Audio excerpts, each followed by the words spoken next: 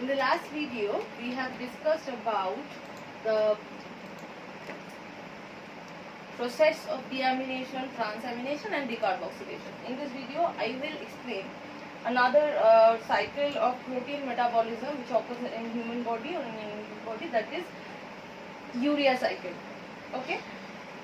Basically, the protein metabolites or the byproducts of protein metabolism combines with carbon dioxide, and under influence of certain substances it produces urea, which is then excreted or is thrown out from our body by kidney. Okay, so that is what urea cycle is.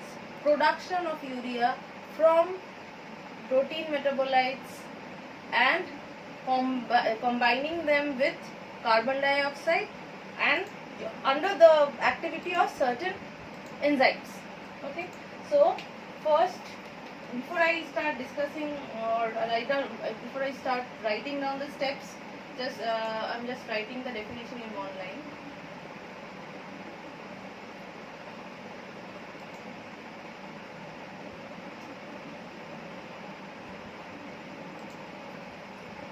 The protein metabolites combines with CO2 and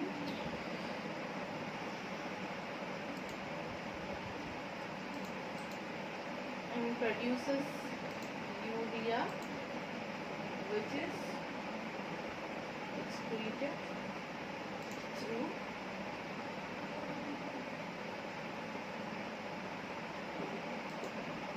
here. This is urea cycle.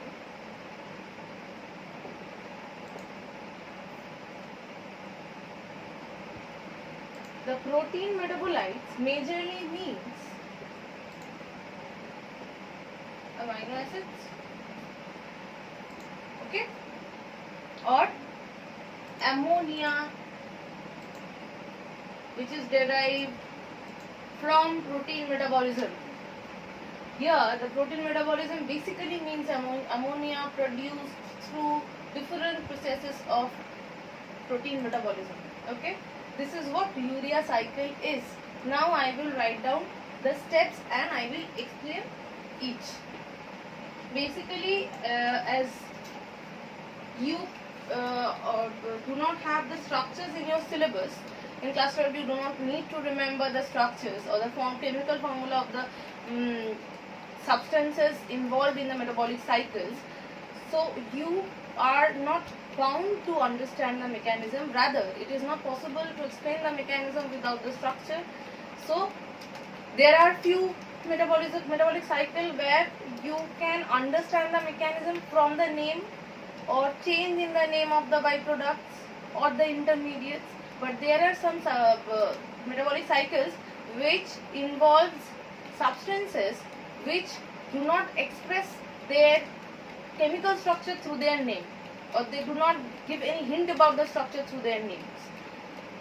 Urea cycle and Krebs cycle are such cycles or metabolic cycles which involves names of several enzymes, several chemical substances or structures, but only you need to remember the names only, not the structures. So it is not possible for you to understand the mechanism, and unfortunately you have to memorize those cycles.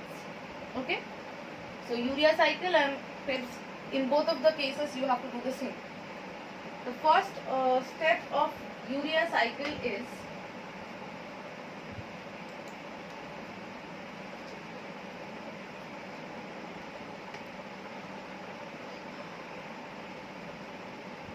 NH4 plus is the ammonia produced through protein metabolism. This combines with carbon dioxide. Obviously, carbon dioxide is produced due to the metabolism or aerobic respiration, where NH4 is the or ammonia is produced as a result of metabolic processes of protein.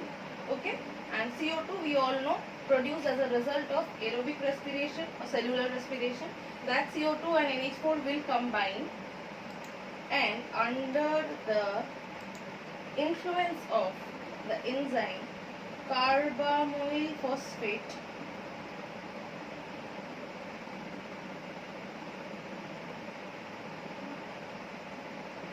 they will produce, carbamoyl phosphate will be the, let it do in a different way.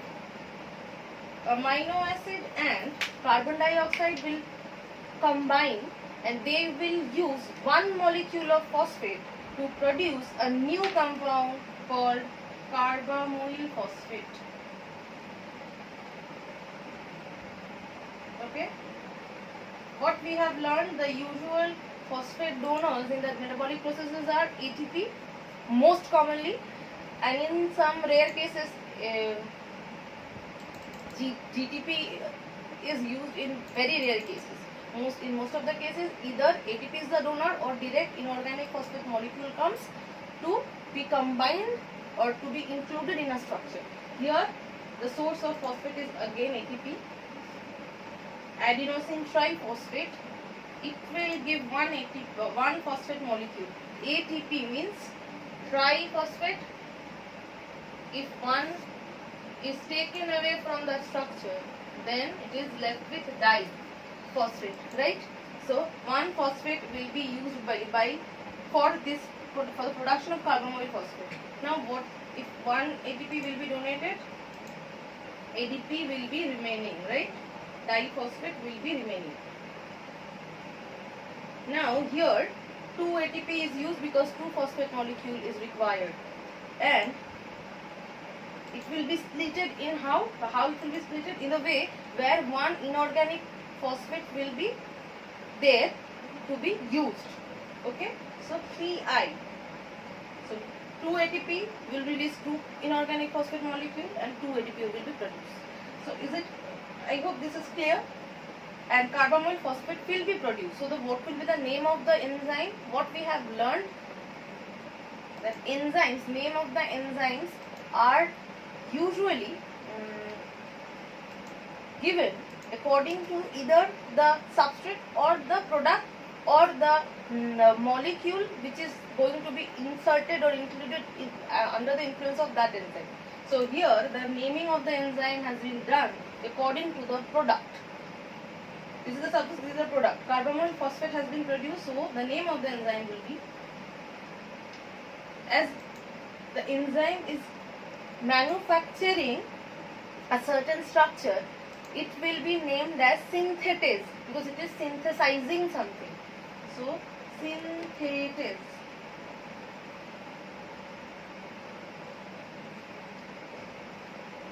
Right?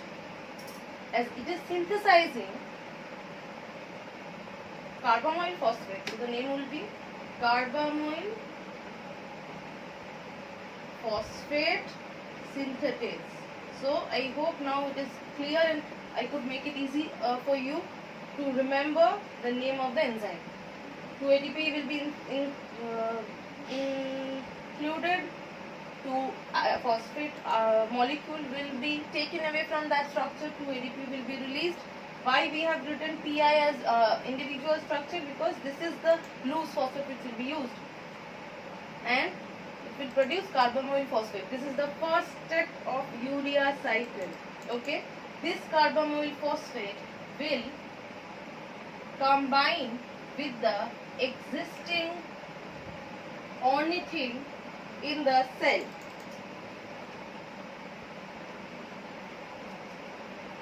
Okay, so ornithine is a structure present in the cell and produced as a result of many several processes occurring inside the cell. That ornithine will combine with the carbamoyl phosphate and will give rise to a new structure called citrulline.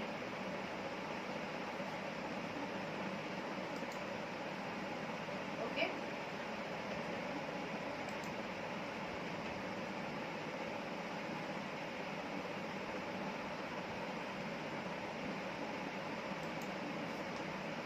Carbamoyl phosphate combines with ornithine produces citrulline. While doing this, we can clearly see that name of phosphate is not mentioned here. That means in this structure phosphate is not being retained. That means phosphate will be released. So release of phosphate we have to show. Okay, so phosphate is being released. Ornithine and carbamyl phosphate is combining and producing citrulline. This is being done under the influence of the enzyme ornithine transcarbamylate. Okay, you can do any of the two options I am telling now in exam, in classwork copy also. Either you write the names of the enzyme with black color, or mark them or keep them in a box structure, so that it can be understood that they are enzymes, not the products or the substrates. So it will be inside a box.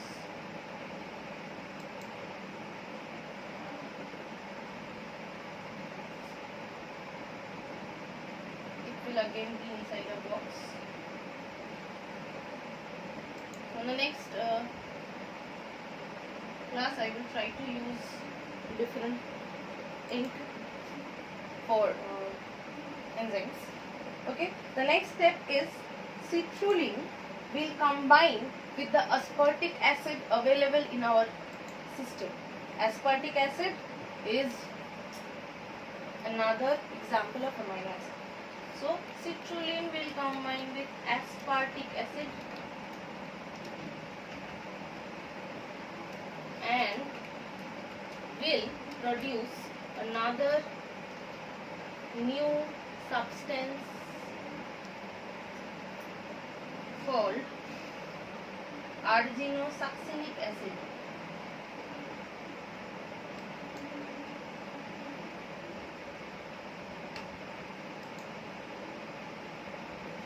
Okay, again we can easily name the enzyme. Arginosuccinic acid will be formed, so the name of the enzyme will be arginosuccinate synthase or synthetase. Arginosuccinic acid synthetase.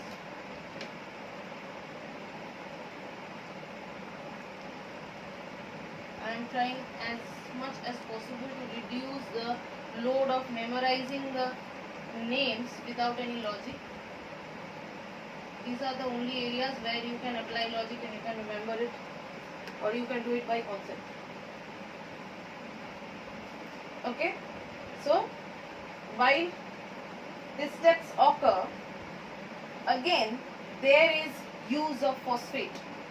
When citrulline be converted to arginosuccinic acid, again it uses phosphate. Phosphate is required. Again the donor will be ATP. ATP will donate the phosphate. It will donate 2 phosphate and it will become AMP, adenosine monophosphate. So this is the second step of urea cycle.